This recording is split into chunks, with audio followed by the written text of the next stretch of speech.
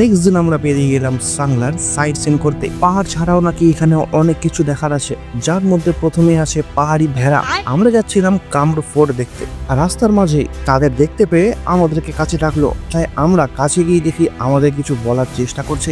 আধুনিক মেশিন দিয়ে সেটাকে আমরা ট্রান্সলেট করে বুঝলাম আমাদেরকে বলার চেষ্টা করছে যে আমরা যেন তাদের বংশধর খাসিদেরকে ধরে না খাই। আমরা বললাম ডিল ডান, কিন্তু তার বদলে আমাদেরও কিছু চাই। তাই ঠিক করলাম তাদের গায়ের লোম দিয়ে আমরা ব্যবসা করব।